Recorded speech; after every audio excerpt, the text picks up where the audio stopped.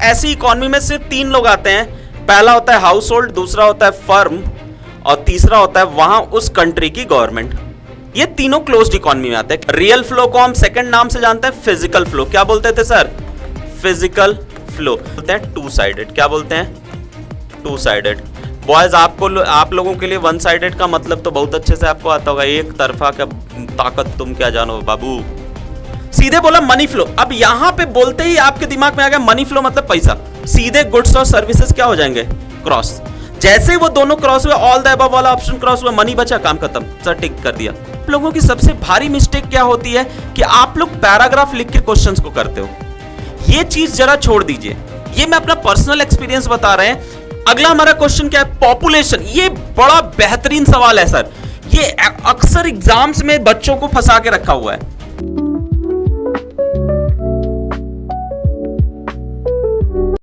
Hello students, कैसे हैं सब लोग? उम्मीद है अच्छे होंगे। एक बार फिर से सर हम अपनी नई वीडियो के साथ आप लोगों के सामने आए। तो सर ये कॉमेट परिवार की तरफ से एक हम लोगों ने एक नया अपने टॉपिक में इंक्लूड किया है। दैट इज कि कोई भी टॉपिक खत्म होने के बाद हम सर वहां पे एक ओवरव्यू टॉपिक दे रहे हैं आपको, और दूसरी जो है कि टॉपिक दे रहे हैं दैट इज क्वेश्चंस टॉपिक के related questions like CUT related question और बोर्ड्स रिलेटेड क्वेश्चंस आपको प्रोवाइड करेंगे हम यहीं पे कि चैप्टर से रिलेटेड क्या क्वेश्चंस आ सकते हैं, और हमारा ये एम है कि आप उसको कैसे लिखेंगे ये मुझे बताना है। तो इस चीज को लेके हम सर वापस से आ गए अपनी नई वीडियो के साथ। तो आइए, उम्मीद करते हैं आपको हमारी जो क्लासेस होंगी, क्लासेस की वीडियो समझ में आई होंगी। तो अगर लाइक करें, सब्सक्राइब करें और शेयर करें हमारे चैनल को, ऐसे ही आपका साथ बरकरार रहे। इसीलिए चलिए ऑन द सॉफ्ट नोट हम स्टार्ट करते हैं क्या अपनी जो नई टॉपिक है दैट इज क्वेश्चंस। आज हम करते हैं दैट इज कि क्या क्या क्वेश्चन सीयूटी से आ सकते हैं। लाइक सीयूटी ही नहीं, बोर्ड्स लेवल के क्या क्या एमसीक्यूज। जो पहला चैप्टर हम लोगों ने सर्कुलर फ्लो ऑफ इनकम पढ़ा था, उससे जो पहला चैप्टर है उससे क्या क्या क्वेश्चंस बन सकते हैं। तो सबसे पहले हम बढ़ते हैं सर, स्टार्ट करते हैं, थोड़ा ज्यादा टाइम वेस्ट ना करते हुए स्टार्ट करते हैं। जो पहला हमारा जो है कि क्वेश्चन है दैट इज कि sir which of the following is not the phase of circular flow of income. Sir पहला ही बात बोला कि इनमें से कौन sir circular flow of income में नहीं आता। ठीक है, तो सर आपको कुछ नहीं करना, आपसे पूछ रहा है कि फेज की बात किया। किसकी बात किया? फेज की। अब सर जब फेज की बात कर रहा है तो एक बात बताइए, हमने फेज 3 फेज पढ़े थे क्या? कितने फेज पढ़े थे? 3। सबसे पहला फेज क्या पढ़ा था? प्रोडक्शन। सेकंड क्या पढ़ा था? डिस्ट्रीब्यूशन। और थर्ड क्या पढ़ा था? डिस्पोजिशन। क्या पढ़ा था? डिस्पोजिशन। फिर उसमें घूम जाता था, यही पढ़े थे हम लोग। तो सर उसके अकॉर्डिंग हमारे फेज में कौन, इसमें क्वेश्चन देखिए सर बचना आपको इसी से है कि क्वेश्चन में कि पूछ रहा है कौन सा नहीं है। देखिए ये खतरनाक चीज है, इससे आपको बहुत बच के रहना पड़ेगा। That is not. जहां पे लिखा है क्या लिखा है? नॉट। क्या बोला कि विच of the following is not a phase of circular flow of income. तो सर प्रोडक्शन फेज तो है, इनकम फेज भी है और एक्सपेंडिचर फेज भी। ये जो ग्रोथ फेज है यही जो है आपके सर्कुलर फ्लो में नहीं आता है। क्लियर है? फिर से समझिएगा, पहला फेज क्या होता है? Production phase. दूसरा फेज क्या होता है? Income phase. तीसरा फेज क्या होता है? Expenditure phase. फिर वापस मैंने पहले वीडियो में ही आपको बताया रहा होगा कि जो है कि कैसे प्रोडक्शन फेज से पैसा जो है बनता है, फिर इनकम फेज में जाता है, इनकम से कहां जाता है? एक्सपेंडिचर फेज में जाता है। क्लियर है?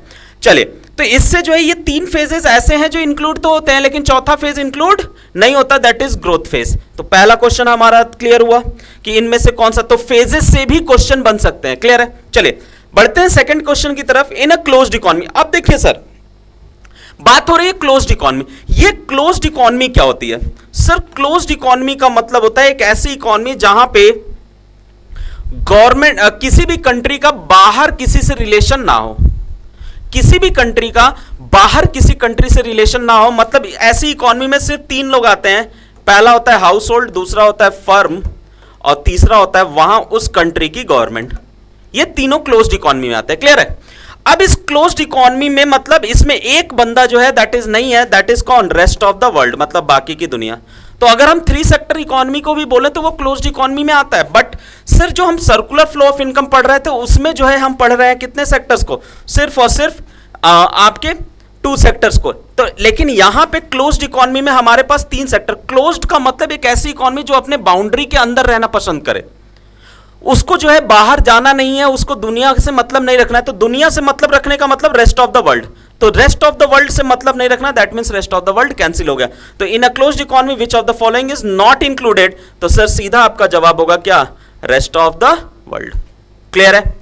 बाकी हाउस होल्ड आता है या लोकल फर्म्स आती हैं, लोकल गवर्नमेंट। देखिए लोकल क्यों लिखा है, क्योंकि सिर्फ एक कंट्री के फर्म की बात हो रही है। लोकल गवर्नमेंट क्यों लिखा है, सिर्फ एक कंट्री के गवर्नमेंट की बात हो रही है। अलग अलग कंट्री की गवर्नमेंट होती है, इसलिए वर्ड यूज आता है फर्म और यूज हो जाता है गवर्नमेंट। क्लियर है? देन आते हैं हम अपने थर्ड क्वेश्चन की तरफ। थर्ड क्वेश्चन हमारा क्या बोल रहा है, विच of the following is not a flow concept. चलिए अब बोला कि कौन सा जो है कि फ्लो कॉन्सेप्ट नहीं है। सर ये ध्यान से देखिएगा, ये बोला ऐसा कौन सा जो है कि टर्म है इसमें से जो फ्लो कॉन्सेप्ट नहीं है। क्लियर? अब एक बात बताइए, इसमें सबसे पहला क्या है, सबसे पहला जो टर्म है दैट इज कैपिटल। ये स्टॉक होता है सर, क्या होता है, स्टॉक। क्यों सर कैपिटल स्टॉक कहलाता है, बिकॉज कैपिटल में क्या क्या आता है सर, प्लांट आता है, मशीनरी आती है, इक्विपमेंट्स आते हैं, बिल्डिंग आता है, ये सारी चीजें आती हैं। तो भैया कैपिटल का मतलब होता है, हिंदी में हम बोलते हैं पूंजी। क्या बोलते हैं, पूंजी। तो सर एक बात बताइए, ये ऐसी चीजें हैं जो फ्लो वक्त के साथ चेंज नहीं होंगे, एक स्टेबल जोन में रहते हैं। ठीक है, इसलिए जो कैपिटल होता है ये जो है कि हमारे फ्लो में नहीं आता। लेकिन जरा अपने उसके लिए जरा चेक कर लें, कैपिटल फॉर्मेशन, अगर आप कोई चीज बना रहे हैं, आप बिल्डिंग बना रहे हैं, तो वो फ्लो में चला जाता है, चेंज हो रहा है। इनकम फ्लो में आता है सर, डेप्रिसिएशन ये भी फ्लो में आता है। तो यही एक जो कैपिटल है, यही आपका क्या हो जाएगा, जवाब हो जाएगा। समझ में आया? क्लियर? कोई दिक्कत? सर ये याद रखिएगा, कैपिटल हमेशा स्टॉक होता है और कैपिटल फॉर्मेशन हमेशा जो है सर फ्लो में आता है। क्यों कैपिटल स्टॉक होता है, क्योंकि वहां पे वो रुक गया है, एंड में है, वहां से उसमें अभी कोई चेंजेस होने नहीं है।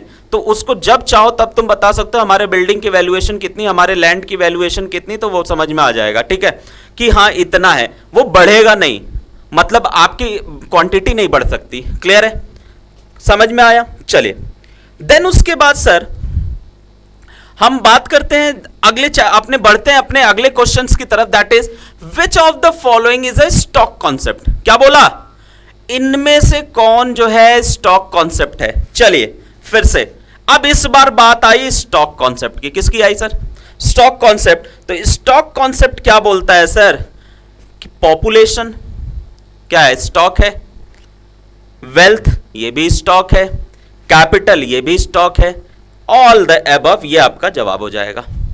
कैसे सर, एक बात बताइए, पॉपुलेशन को आप जब चाहे तब काउंट कर सकते हैं, अपने कंट्री की पॉपुलेशन को जब तक, स्टॉक क्या बोलता है, स्टॉक बोलता है ना कि जब चाहो तब काउंट कर लो, at any point of time. Clear?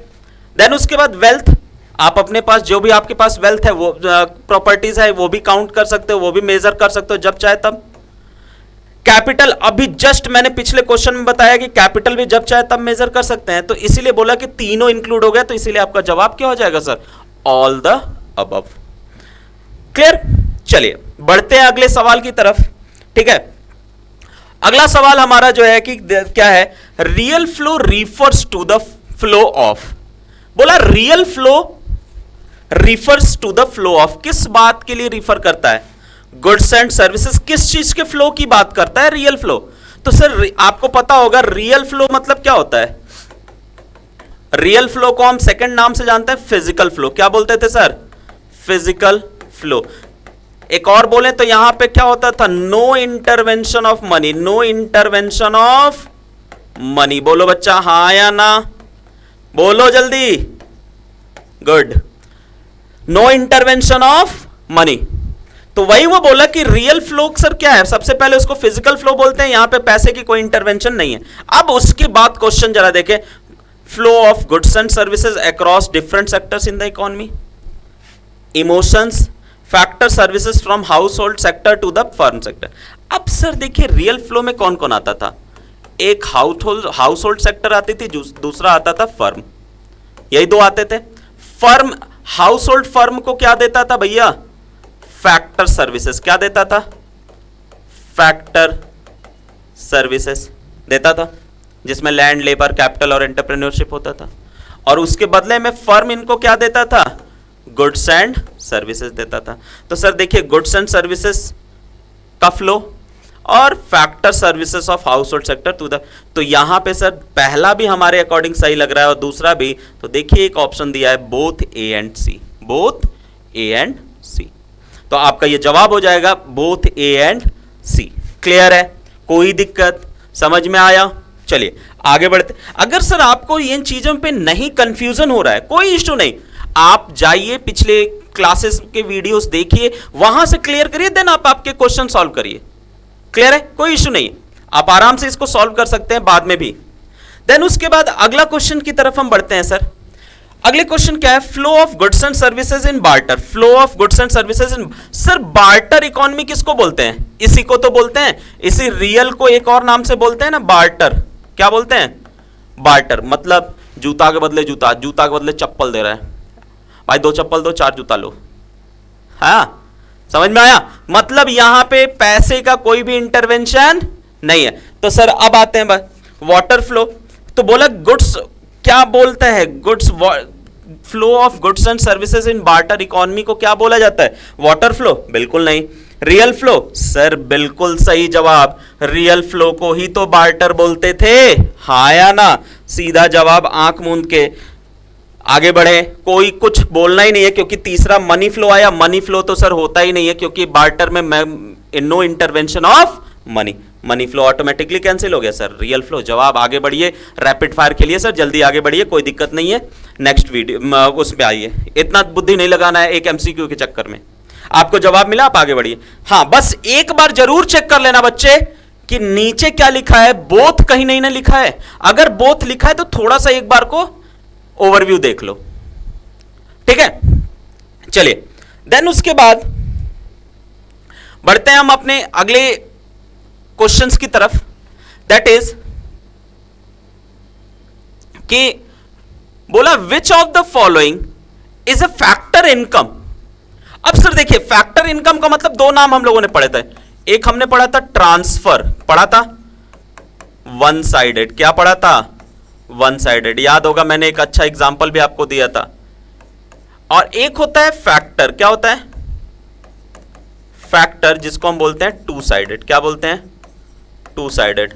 Boys, आप लोगों के लिए वन साइडेड का मतलब तो बहुत अच्छे से आपको आता होगा। एक तरफा का ताकत तुम क्या जानो बाबू, हैं? ठीक है। और फैक्टर का मतलब टू साइडेड। तो यहां इनकम की बात हो रही है, मतलब कहीं ऐसी इनकम जो हम कोई सर्विस दिए हैं उसके रिटर्न में आ रही है। ऐसी इनकम जो हम सर्विस देने के बाद हमें पैसा आ रहा है। तो सर देखिए, ऐसी कौन सी इनकम? रेंट, बिल्कुल हम अपनी प्रॉपर्टी दे रहे हैं तब हमें पैसा दे रहा है वो अगला सामने वाली पार्टी। वेजेस, फिर से वही बात आ गई कि सर हम वहां पे उसको पैसा दे रहे हैं, फिर वो हमको क्या दे रहा है? वहां पे जो है कि वेजेस दे रहा है, हम जाके वहां पे सर्विसेज दे रहे हैं, हमको पैसा दे रहा है। प्रॉफिट, ये भी इंक्लूड होता है। तो सर आ गया जवाब ऑल द अबव। बोलिए कोई दिक्कत? समझ में आया? फैक्टर का मतलब होता है after providing any type of services. अब वो कैसी भी सर्विस है, चाहे हम फिजिकल सर्विसेज दे रहे हैं, चाहे अपना कोई रिसोर्स प्रोवाइड कर रहे हैं उसको, जिसको हम फैक्टर सर्विसेज बोलते थे। क्लियर है? चलिए बढ़ते हैं अपने अगले क्वेश्चन की तरफ। उम्मीद है सर समझ में आया होगा। अगर क्लास आपको, हमारी वीडियोस अच्छे से समझ में आ रही हैं तो please do like and subscribe, और सर ज्यादा से ज्यादा इसे शेयर करें ताकि हम आपके सामने और अच्छे से अच्छी वीडियोस और अच्छे से अच्छी चीजें जो है कि ले आए। और सर यही जो आपका सपोर्ट है, यही हम लोगों का एक बहुत सबसे बड़ा जो है कि उम्मीद है। क्लियर है? तो हम ये चाहेंगे कि हमारे कॉमेट परिवार को आप जितना ज्यादा से ज्यादा सपोर्ट कर सके वो बिल्कुल करें। क्लियर? तो यहां पे हम सर, यही मेरा टारगेट था। अब मेरा टारगेट कुछ भी नहीं था, मेरा टारगेट बस इतना ही था कि चैप्टर खत्म हुआ, बच्चों को हमें क्वेश्चन प्रोवाइड करना है। क्योंकि हम आपको सर डिस्क्रिप्शन में और सारे क्वेश्चंस की स्लाइड्स भेज देंगे, कोई दिक्कत नहीं। बट ये है कि अभी डिस्क्रिप्शंस में हम ऐड कर देंगे, कुछ नंबर ऑफ क्वेश्चंस ऐड कर देंगे, आप सॉल्व करिए, जवाब दीजिए। इन केस डाउट आता है तो सर हम एक डाउट सेशंस भी रख देंगे, कोई दिक्कत नहीं। आप कमेंट करिए कि सर एक डाउट सेशंस रखा जाए। आप कमेंट बॉक्स में क्लिक जो है कि कमेंट कर सकते हैं, और कमेंट सबके लिए ओपन है। क्लियर है? तो आप जो है कि वहां से भी आ सकते हैं। सर वही कहा गया ना कि आप एक कदम बढ़ाइए, सर हम आपके साथ हमेशा खड़े रहेंगे, हमारा कॉमेट परिवार हमेशा आपके साथ खड़ा रहेगा। क्लियर है? चलिए अगले क्वेश्चन की तरफ बढ़ते हैं। बोला money flow deficits the way dash circulates in an economy. Money flow क्या बोलता है, क्या सर्कुलेट करता है मनी फ्लो में इकोनॉमी? क्या गुड्स और सर्विसेज सर्कुलेट करता है? बोलेंगे सर नहीं, मनी फ्लो में कौन, तो ऑल द अबव तो ऑटोमेटिकली कट गया, क्योंकि जब गुड्स कटा सर्विसेज कटा, क्योंकि मनी फ्लो में सिर्फ और सिर्फ कौन फ्लो करता है? मनी। तो सर पहला ही जवाब आपका हो गया क्या? मनी। क्या हो गया सर? मनी। क्लियर है? देखिए आधे जवाब आपके ना क्वेश्चंस के बजाय आप ऑप्शन देख के दे सकते हो। सीधे बोला मनी फ्लो, अब यहां पे बोलते ही आपके दिमाग में आ गया मनी फ्लो मतलब पैसा, सीधे गुड्स और सर्विसेज क्या हो जाएंगे? क्रॉस। जैसे ही वो दोनों क्रॉस हुए, ऑल द अबव वाला ऑप्शन क्रॉस हुआ, मनी बचा, काम खत्म, सर टिक कर दिया, नेक्स्ट, खत्म खेल। सर कहेंगे, आप सर कहेंगे सर आप कितना आसान कर रहे हैं, कोई दिक्कत नहीं सर, आप देखिए मनी फ्लो लिखा ना, मनी फ्लो का मतलब क्या होता है? ऐसा फ्लो जहां पे सिर्फ और सिर्फ पैसा हो, पैसा सिर्फ मनी की बात करता है ना, उसके अलावा किसी क्या सर्कुलेट करता है मनी फ्लो में? सिर्फ और सिर्फ मनी, कर दिया सर्कुलेट। अगला सर क्वेश्चन पे बढ़ते हैं। Flow variable are those which, flow variables में क्या क्या आते हैं? अब देखिए सर किसकी बात कर रहा है? फ्लो की। किसकी बात कर रहा है? फ्लो की। बोला कि फ्लो वेरिएबल क्या होता है? Which can be measured at a point of time. अब सर जैसे ही at a point of time आता है, ये तुरंत फ्लो खत्म, ये क्या बन जाता है? स्टॉक। क्या बन जाता है सर? स्टॉक। सेकंड आता है can be measured over a period of time. Can be measured over a period of time, बिल्कुल सही sir, over a period of time ही तो फ्लो मेजर होता है। चलिए कोई नहीं, आगे चेक। कांट बी मेजर्ड, गलत हो गया तुरंत। नन ऑफ द अबव, गलत हो गया। तो सर ये मेरा दूसरा ऑप्शन समझ सही हो गया कि फ्लो जो है क्या है? Can be measured over a period of time, जब चाहे तब मेजर नहीं कर सकते, एक पर्टिकुलर टाइम के बाद। कहा जाता है ना फ्लो क्या था? टाइम डायमेंशनल, और स्टॉक क्या है? Non time dimensional. समझ में आया बच्चा? कोई दिक्कत? चलिए बढ़ते हैं हम अपने अगले क्वेश्चंस की तरफ। तो अगला क्वेश्चन हमारा क्या कह रहा है? शुरू होने से पहले मैं आपसे एक बात करना चाहता हूं। क्लास सबसे बड़ी चीज यह है कि आप जो है जो भी चीजें, जो भी टॉपिक पढ़ें, सबसे पहला काम आप उस टॉपिक पे क्या करिए? कमांड रखिए। दूसरा चीज, टॉपिक को थॉरोली पढ़िए।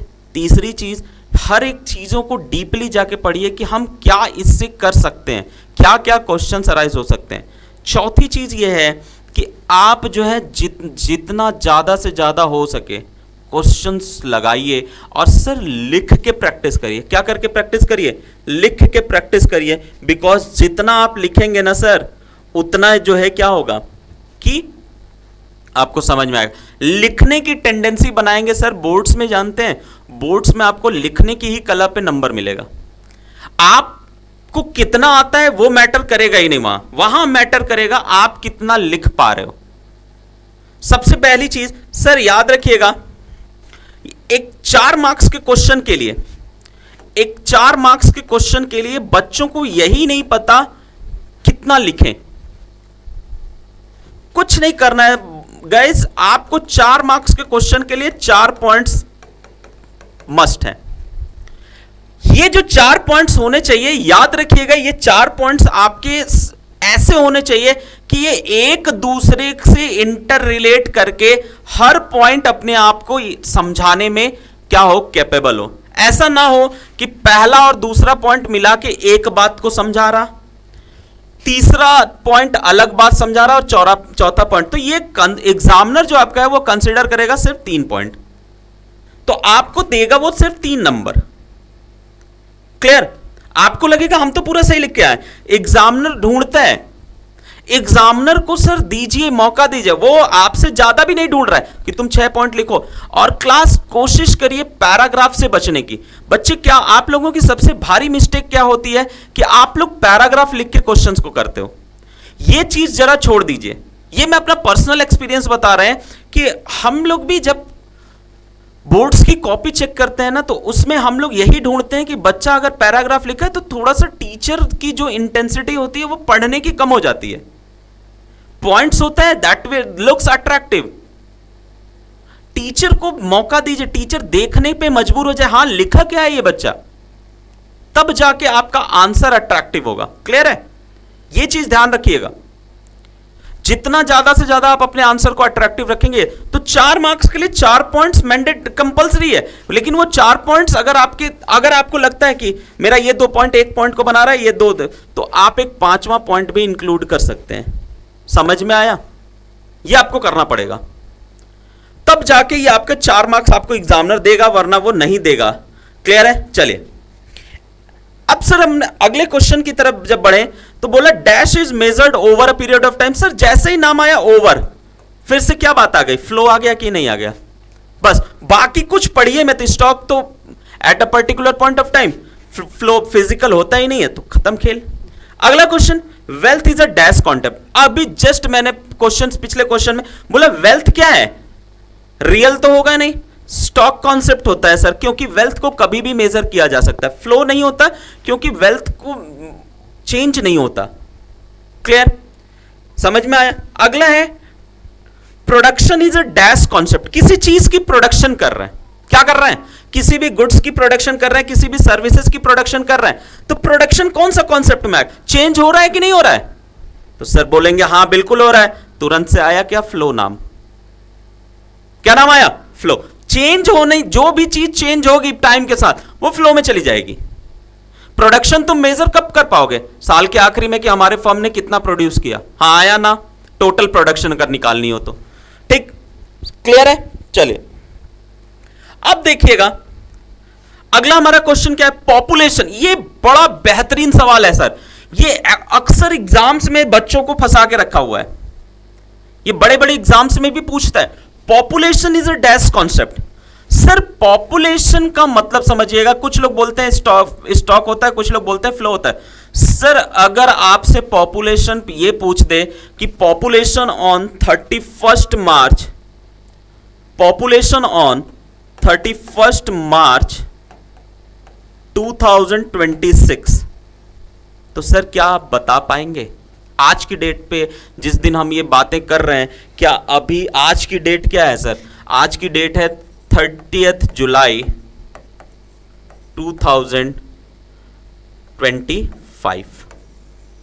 ठीक है? और हमने बात की 31 मार्च, तो फ्यूचर बात हुआ। फ्यूचर में तुम बता सकते हो क्या है कैसे? नहीं तो सर सिर्फ पॉपुलेशन लिखेगा, दैट मीन्स सर वो सिर्फ और सिर्फ पॉपुलेशन ऑफ द कंट्री की बात कर रहा है, वो सीधे चला जाएगा स्टॉक में। किस में चला जाएगा सर? स्टॉक में। फ्लो में तब जाएगा जब वो फ्यूचरिस्टिक डेट देगा। क्या देगा? ये बच्चों के लिए कंफ्यूजन होता है, बच्चे कहते हैं कि सर फ्लो भी हो सकता है स्टॉक भी। हाँ बिल्कुल सर फ्लो होता है, बट जब फ्यूचरिस्टिक डेट दे दे, कोई फ्यूचर की डेट दे दे, तो सर फ्लो। बट अगर सिर्फ पॉपुलेशन की बात कर रहा है, वो स्टॉक ही होगा सर। हम बोले कितना पॉपुलेशन है इंडिया का पॉपुलेशन, तो अभी तक की बात कर रहे हैं ना, हम फ्यूचर की बात कर रहे हैं क्या? नहीं, तो बस सिंपल इतना है सर, दैट्स इट। स्टॉक आया ना नाम?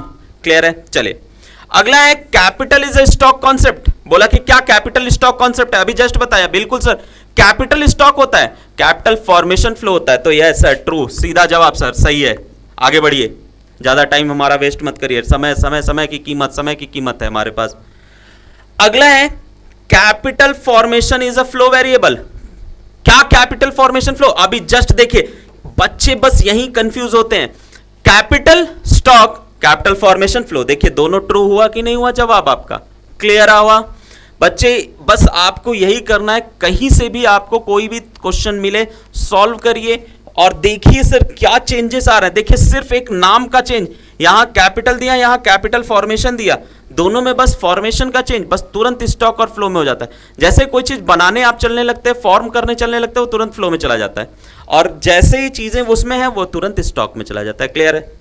चलिए अब सर काफी एमसीक्यू खेल लिए हम लोग, अब थोड़ा हम लोग ना बढ़ते हैं अपने असर्शन रीजन बेस्ड क्वेश्चंस की तरफ। ठीक है, चल देखो कुछ देखा जाए असर्शन रीजन, ये भी बड़ा सीबीएसई ने नया क्वेश्चन लगाया हुआ है। ठीक है, जरा देखिएगा असर्शन क्या आया। बोला कि national wealth is a stock concept. National wealth मतलब कंट्री की जो वेल्थ है वो क्या है? स्टॉक कॉन्सेप्ट है। सर अभी जस्ट बोला वेल्थ अपने आप में क्या था? स्टॉक था। बिल्कुल सही जवाब सर। चलिए सही है, आगे बढ़िए जरा। Stock variable is measured at a particular point of time. Stock particular point of time पे मेजर होता है, बिल्कुल सही जवाब सर। चलिए ये भी सही है। अब खेल ये आया कि आपके लिए दोनों सही है, अब ऑप्शन क्या चूज करना है। देखिए दो ऑप्शन आपको कंफ्यूजिंग है, both A and R are correct and R is correct reason for A. Both A and R are correct but R is not correct. A और आर दोनों अपने आप में सही है, असर्शन भी सही है, रीजन भी सही है, बट अब ऑप्शन कैसे। ये देखिए असर्शन रीजन में यही सबसे बड़ा बच्चों के लिए प्रॉब्लम आती है कि बच्चे सेलेक्ट ही नहीं कर पाते किसको क्या, कैसे उसको रीजन बनाए। असर्शन रीजन का मतलब समझिएगा, असर्शन मतलब हम एक चीजों को अज्यूम कर रहे हैं कि ये है, रीजन का मतलब ये होना चाहिए, इसकी वजह से ये हो रहा है। तो सर उसने बोला कि नेशन का वेल्थ क्या है, कि स्टॉक है। सर हमने मान लिया कि चलिए स्टॉक है, क्यों क्या क्यों कैसे स्टॉक बोला, क्योंकि it can be measured at a particular point of time. उसने तुरंत बोला अगला line, stock is measured at, तो रीजन वही है ना, बिल्कुल सही सर, पहला जवाब। Both A and R correct and R is correct explanation of reason of A. समझ में आया, रीजन यही था कि स्टॉक किसी भी टाइम मेजर किया जा सकता है, इसलिए वेल्थ क्या बन गया, स्टॉक बन गया। क्लियर। चलिए अगले क्वेश्चन की तरफ बढ़ते हैं। बोला real flow measures flow of factor services. Sir real flow मतलब वही फिजिकल फ्लो, इसमें क्या होता है, फैक्टर सर्विसेज भी फ्लो करती हैं और factor services are provided by the factors of production. Factor services कौन दे रहा है, फैक्टर्स ऑफ प्रोडक्शन ही तो दे रहे हैं। बिल्कुल सर, दोनों जवाब आपके सही हैं, हाँ या ना। तो सर फिर से यही आया, फैक्टर सर्विसेज में ही तो फैक्टर्स ऑफ प्रोडक्शन आते हैं, तो रीजन भी सही है, हमारा जवाब भी सही है। क्लियर है, कोई दिक्कत। चलिए बढ़ते हैं अगले क्वेश्चंस की तरफ। फिर बोला कि अगला question, domestic income is a territorial concept. Sir territorial का मतलब क्या होता है, जो डोमेस्टिक टेरिटरी के अंदर की बात करते हैं, किसी कंट्री के पॉलिटिकल फ्रंटियर की बात करते हैं, तो बिल्कुल सही है, डोमेस्टिक इनकम टेरिटरी के अंदर आ रही है, टेरिटोरियल कॉन्सेप्ट है, बिल्कुल सही है। चलिए आगे, domestic income includes the value of final goods. किसको वैल्यू इंक्लूड करता है, फाइनल गुड्स की। Services produced in the entire world. अब देखो ये खेल, हम सिर्फ एक टेरिटरी की बात कर रहे थे, कितने टेरिटरी की, एक टेरिटरी, और यहां किसकी बात कर रहा है, एंटायर वर्ल्ड। तो सर ये तो सही है, बट डोमेस्टिक, अब देखो यहां खेल है कि domestic income includes the value of, domestic income में क्या एंटायर वर्ल्ड आएगा क्या, पूरी दुनिया आते ही सर ये फॉरेन इनकम हो गई। तो सर आप बोलेंगे assertion 1 is true but reason R is false. पहला तो सही है, डोमेस्टिक इनकम जो है टेरिटोरियल कॉन्सेप्ट है, एक टेरिटरी के अंदर की बात करता है, लेकिन यहां पे एंटायर वर्ल्ड जैसे ही लिखा ये खत्म हो जाए। अगर लिखता इन यहां पे द भी कैंसिल करके इन एन इकोनॉमी लिखता, इन एन इकोनॉमी, तब ये आपका सही हो जाता। समझ में आया क्या, क्लियर है, तब ये सही हो, लेकिन एंटायर वर्ल्ड लिखते ही ये सर ये क्या हो गया, ऑटोमेटिकली गलत हो गया। ठीक है चलिए बढ़ते हैं अब हम अपने अगले सर क्वेश्चन की तरफ। देखिए जरा यहां पे, money received from the sale of second hand car. एक सेकेंड हैंड कार थी, उसको मैंने बेचा, जो पैसा मिला will be considered while estimating national income. क्या नेशनल इनकम इंक्लूड करते वक्त जो सेकेंड हैंड कार हम बेच रहे हैं उसको इंक्लूड करेंगे उसका वैल्यू? बिल्कुल नहीं सर। आप कहेंगे सर क्यों? बिकॉज सर वो कार सेकेंड हैंड है, पहली बार खरीदी नहीं गई।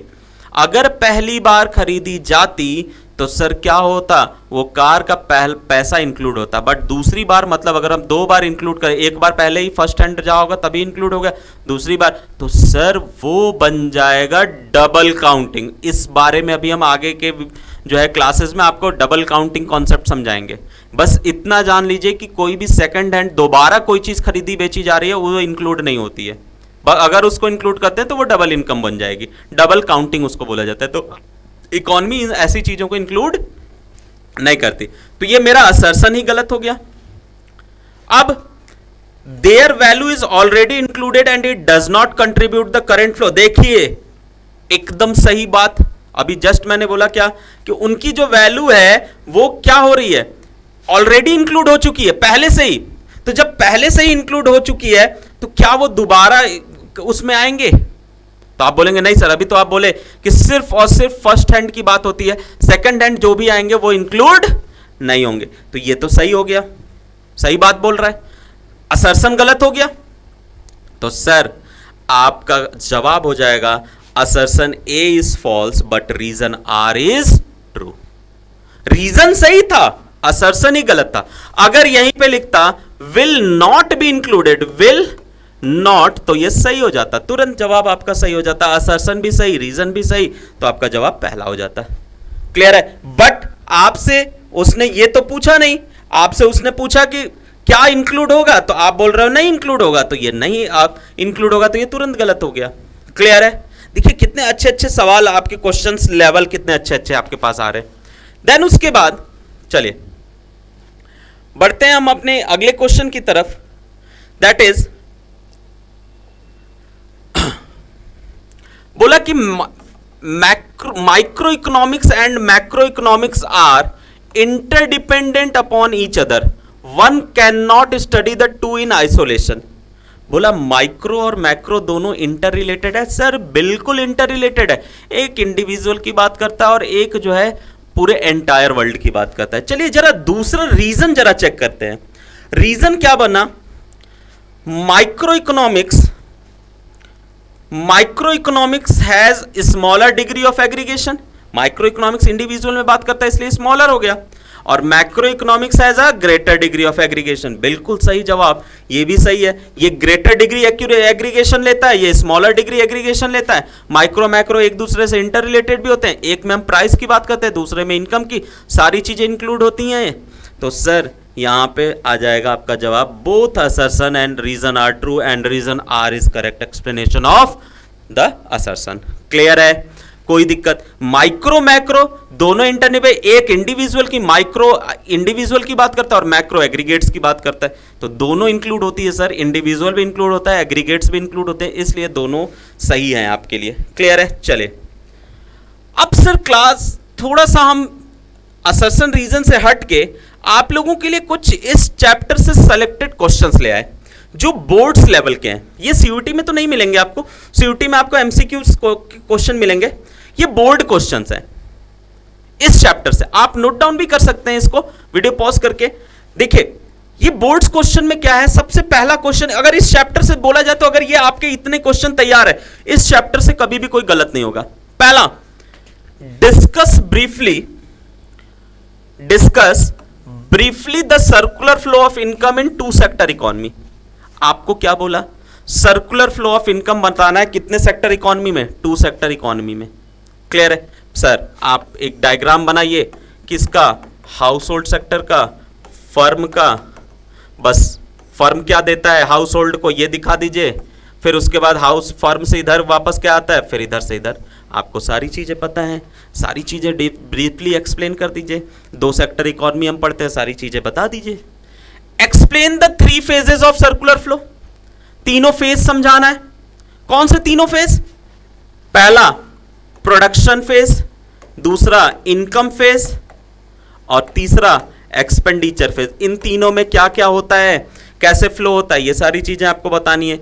वीडियोस में आपके पास पढ़ा हुआ है, आप लोगों ने पढ़ा हुआ है। प्रोडक्शन फेज में प्रोडक्शन होता है goods and services, factors production को यूज करता है, उसको लिखेंगे।